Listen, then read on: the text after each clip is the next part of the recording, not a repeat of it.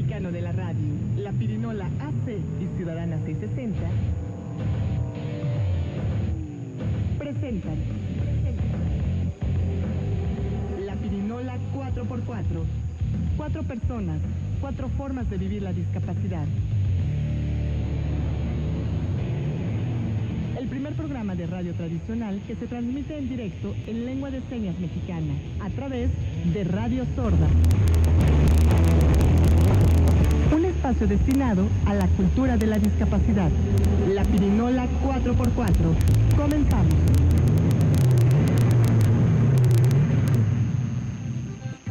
Radio al servicio de las personas con discapacidad y trabajando por parte o programa hecho por y para personas con discapacidad, Bien, bienvenidos a la Pirinola 4x4 desde Ciudadana 660, 4 discapacidades y 4 formas de sentir la vida.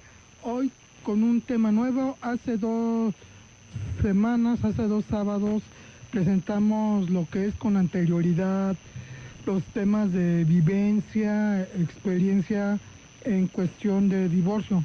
Bien, hoy contamos con un abogado que nos va a hablar acerca del tema que es en cuestión legal o jurídico y discapacidad, y para ello nos acompaña el abogado Pedro González Vandala, que más adelante lo vamos a tener aquí con Miguel. Hola Miguel, ¿cómo estás? Muy bien, Enrique, buenas tardes a todo el auditorio. Bien, déjenme comentarles que vamos a darles a conocer a las radiodifusoras de los estados que nos acompañan el día de hoy. Es en Fusión Imer en Tijuana, Baja California, Órbita Imer en Ciudad Juárez, Chihuahua, Radio Azul en Lázaro Cárdenas, Michoacán, Radio Imer en Comitán, Chiapas, Radio Lagarto en Chiapa de Corzo, Chiapas, Yucatán FM en Mérida, Yucatán, así como también me voy a presentar yo soy Enrique Aviña, persona con trastornos de ansiedad y depresión, y también con todo gusto saludamos a Eduardo Macías. Hola Eduardo, ¿cómo estás? ¿Qué tal? Qué gusto saludarles, y además nuevamente nos volvemos a encontrar desde el mes de noviembre, no los veía, pero como siempre es un gusto trabajar con ustedes. Y además invitar a nuestros amigos del auditorio para que llamen y participen llamando a los números telefónicos de cabina 5604-8229, 5604-7926 o el 01800-670-1680. Esto es la Pirinola, aquí en la radio. Damos inicio. Muy bien, Edu, muy bien, Lalo, damos inicio al tema. Déjenme comentarles que nos pueden seguir y contactar a través de 2 medios electrónicos que ponemos a disposición para todos ustedes, queridos radioescuchas. Estamos en Facebook, contamos con 2 páginas, La Pirinola y Radio Sorda, donde precisamente estamos transmitiendo en vivo, y también estamos en Twitter, estamos como @la Pirinola precisamente. Y bien, Miguel Ángel Durán, ¿qué tema? El tema que estamos manejando es en cuestión jurídica de divorcio o en cuestión legal. Te dejo, Miguel, para que tú puedas presentar al invitado. Muchas gracias, Enrique. De nueva cuenta, buenas tardes a todos. En esta ocasión tenemos como invitado al abogado Pedro González Vandala, un abogado de lo familiar con experiencia en el ramo, y a quien le agradecemos de una manera muy atenta su participación en este programa. Muy buenas tardes.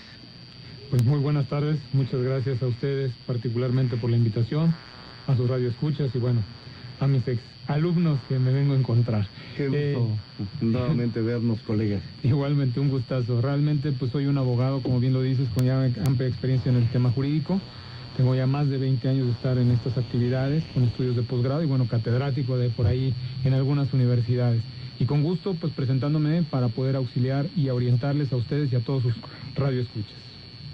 Muy bien, entonces una vez más, retomando, les vuelvo a recordar aquí al auditorio, el tema que tenemos hoy es la cuestión del tema jurídico de divorcio, separación y discapacidad.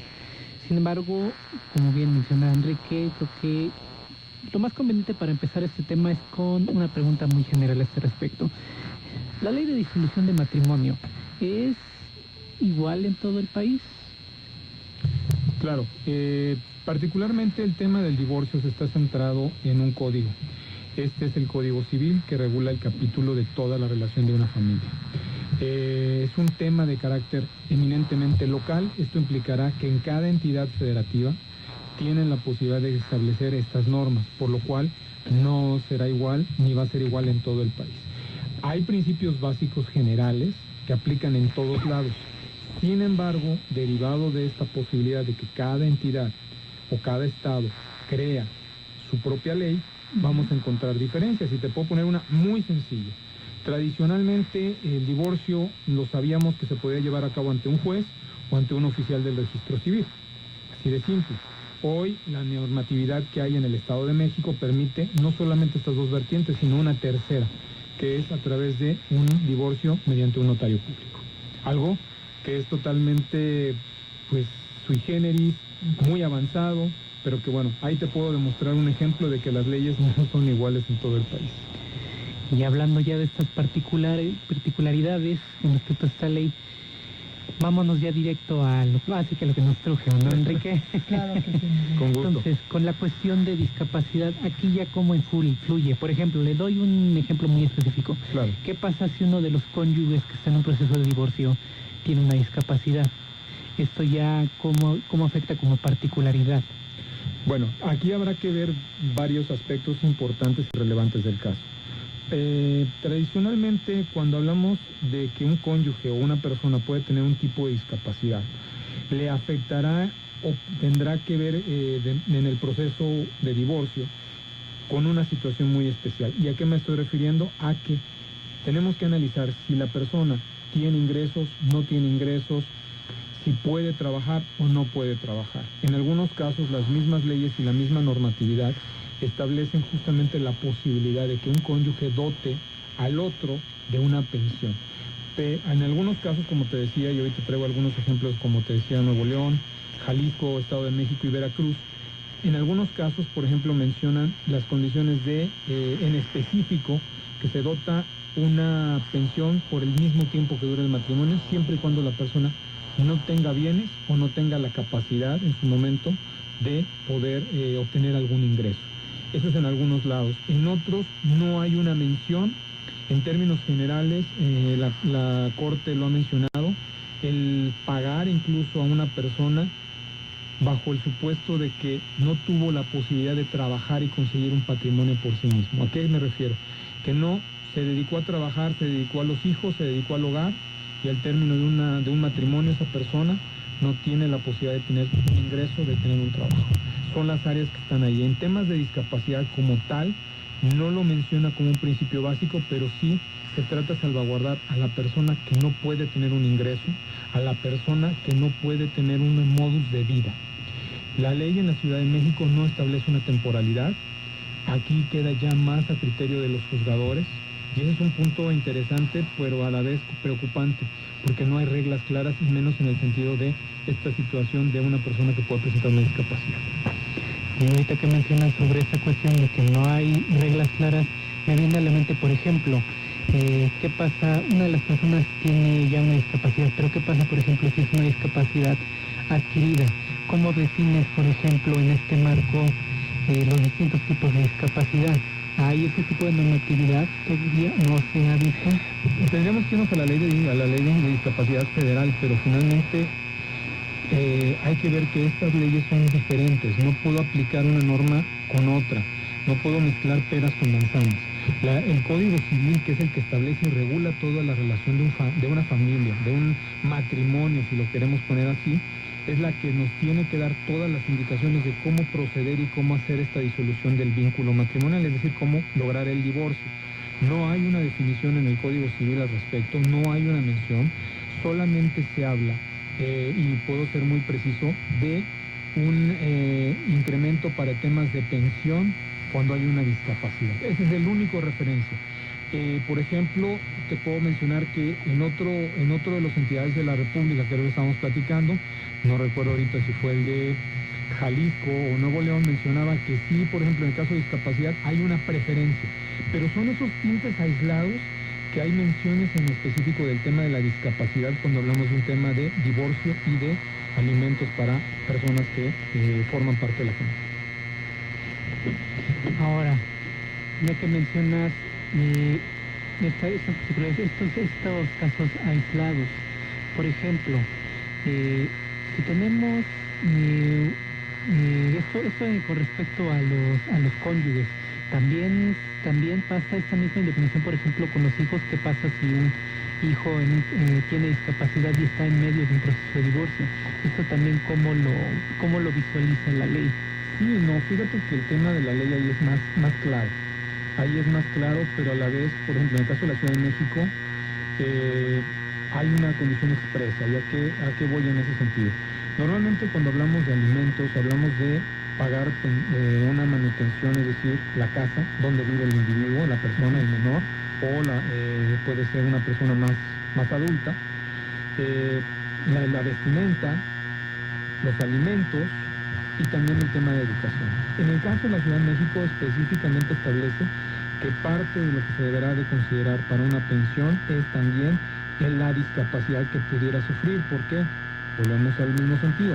No es lo mismo hablar de una discapacidad intelectual, motriz, sensorial, viceversa, porque también tendremos que incluir en esos costes la terapia. La ley dice que la pensión tiene que ser suficiente o tiene que adecuarse a las necesidades de las personas, lo cual, en mi opinión, desde mi humilde punto de vista como abogado, debería de incorporar todos los gastos que la persona pudiera requerir. No es lo mismo si es una persona que no presenta una discapacidad a la que sí lo representa, por terapias, por instrumentos, por diversos elementos que pudieran considerarse. Sin embargo, la ley aquí en la Ciudad de México sí lo establece, a diferencia de lo que no hacen mención como tal ni Nuevo León, ni Jalisco, ni el Estado de México, ni Veracruz. Aquí sí se habla en específico de incorporar eso. Y en este rubro, cuando hablamos de menores, hablamos que los hijos, más bien los padres, están obligados a dar esta manutención a los hijos.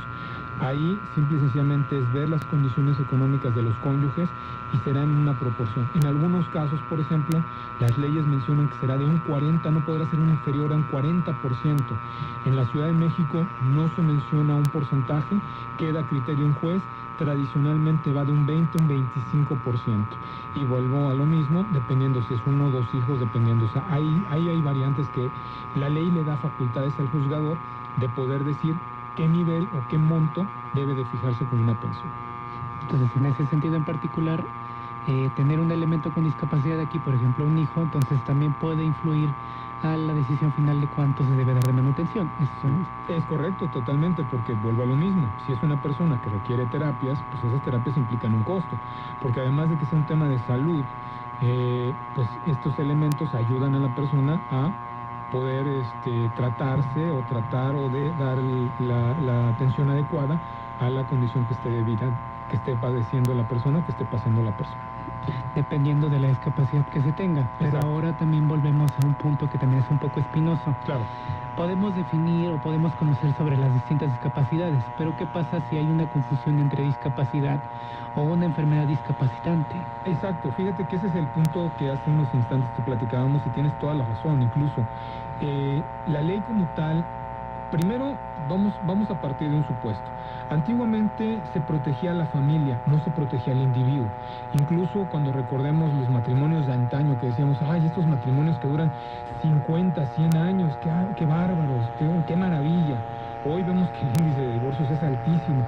¿Por qué? Porque ya no se privilegia a la familia, sino entendemos que los individuos como tales, que conforman una familia, tienen un derecho a decidir, a escoger, y ya no tienen que aguantar situaciones que en el pasado eran parte de lo que nosotros, entre comillas, consideramos normal. Estas situaciones del machismo y otras más que hoy ya no son tolerables por ninguna de las mujeres que habitan en este país. Esa es en primera instancia. Segunda, la gente hoy tienes un concepto, y por lo menos la Ciudad de México, debo reconocerlo, fue pionera. Tradicionalmente, para poderte divorciar, tenías que acreditar una de las causales. ¿Qué es esto? Una causa por la cual, que podían ser malos tratos, podían ser prostituir a tu pareja, daños hacia tus hijos, en fin, hay una serie de condiciones.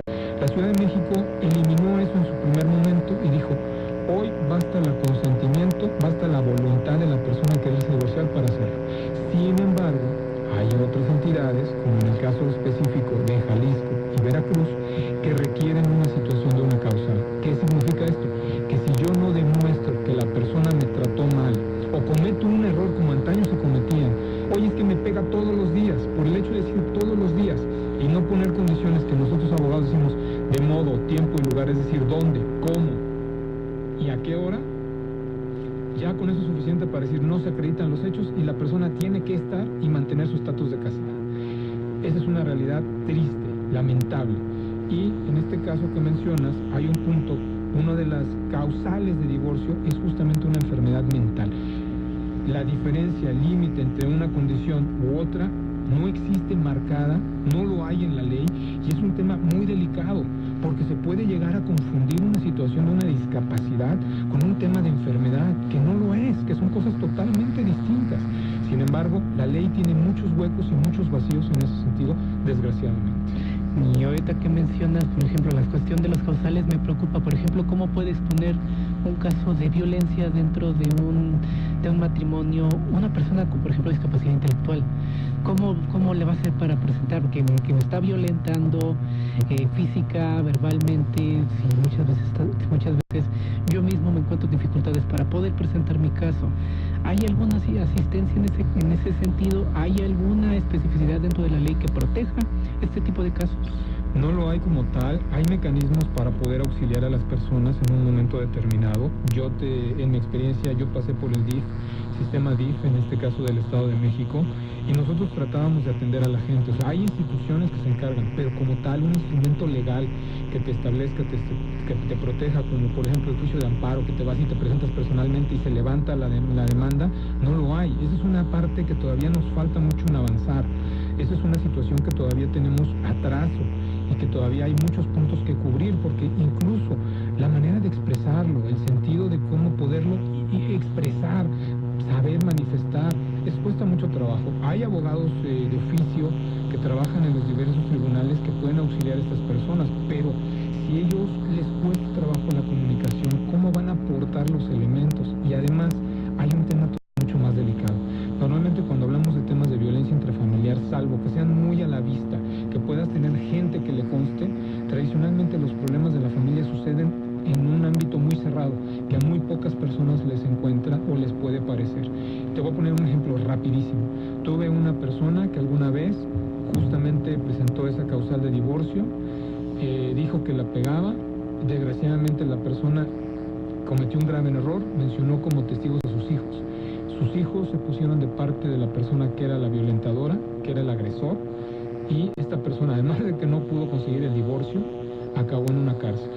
¿Por qué? Porque le dijeron justamente que ella estaba falseando pruebas para poder incriminar a alguien más. Y entonces no solo no acabó con el divorcio, no pudo obtener el divorcio, sino acabó hasta en la cárcel. Cielos. Todo esto que me mencionas es bastante preocupante, porque entonces me hace preguntar, por ejemplo, los casos que mencionas de los estados. ¿Estas omisiones son deliberadas o es porque no se ha tomado el tiempo realmente para especificar, por ejemplo, estos casos de discapacidad donde no hay esa mención?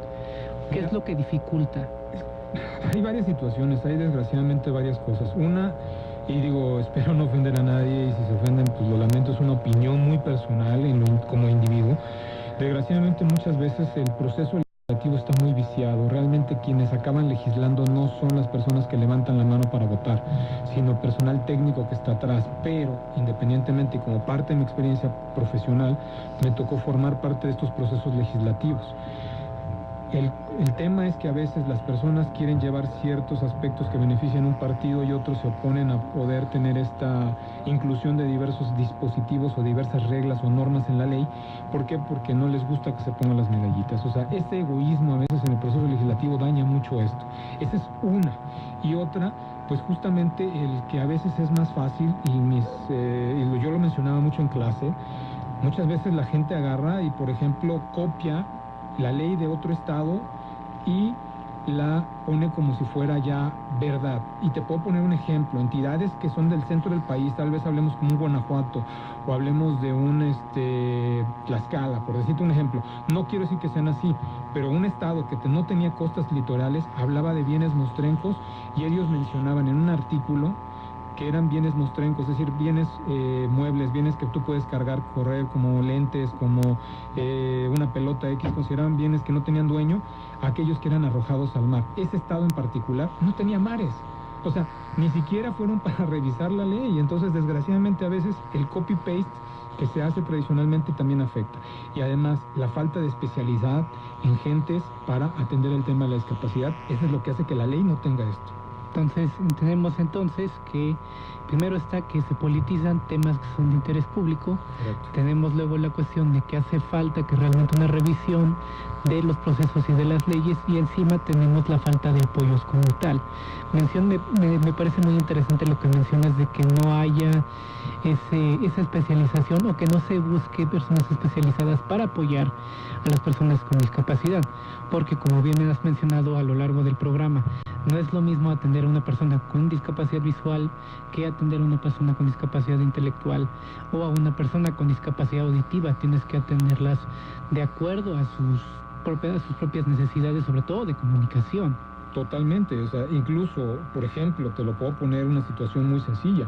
Hoy en los códigos, y mis colegas no me van a dejar mentir, se habla de traductores, pero se habla justamente de aquellas personas que no entienden el idioma español, pero no se habla de una persona que no puede escuchar, por decirte un ejemplo, para un proceso. No hay una condición de estará obligado el juzgador, sí, porque será parte del proceso, pero la ley no lo menciona. Esto es prácticamente un sentido común y un espíritu de justicia, porque al principio, y hay que ser honestos, la Constitución de la República menciona que hay que dar trato y hay que evitar, no podemos dejar en estado de indefensión a una persona. Si una persona que tiene una discapacidad no entiende lo que está pasando en un juicio, para mí, como abogado, como experto, está ocurriéndose una violación a la Constitución y le están poniendo en riesgo a esa persona.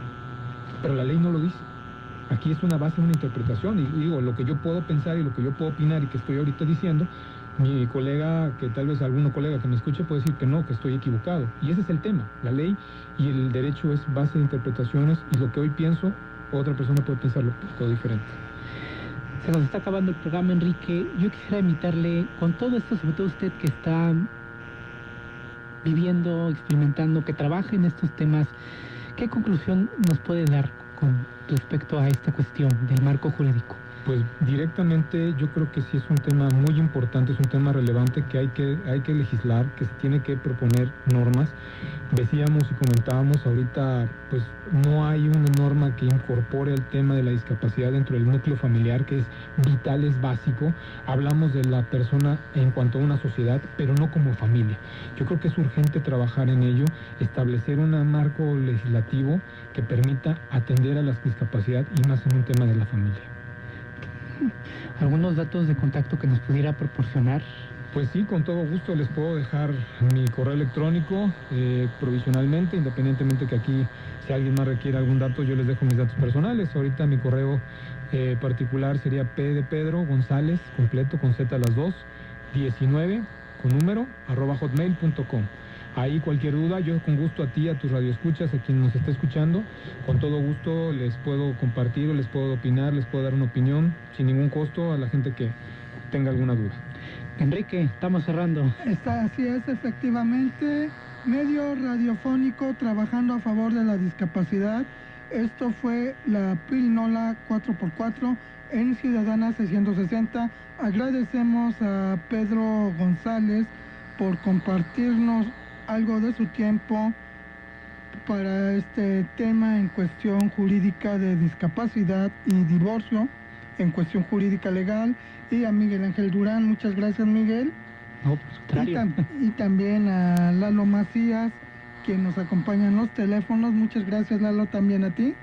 Muchas gracias, Enrique, y también en los micrófonos. Miguel, muchas gracias. Gracias. Muy bien, eso fue la Pirinola 4x4, 4 discapacitadas en Ciudadana 660. Hasta la próxima, bye. El IMER, la Pirinola AC y Ciudadana 660 presentaron la Pirinola 4x4. 4 personas, 4 formas de vivir la discapacidad.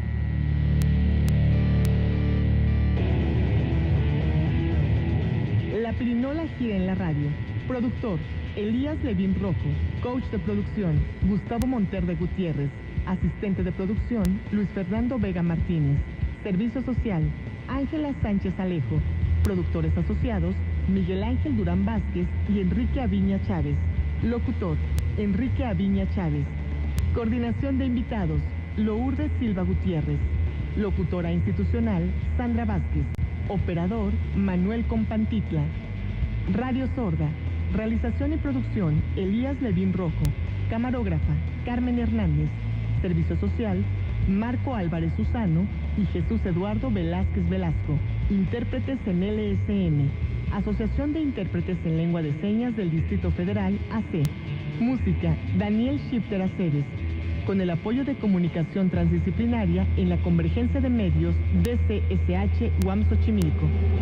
La pirinola 4x4.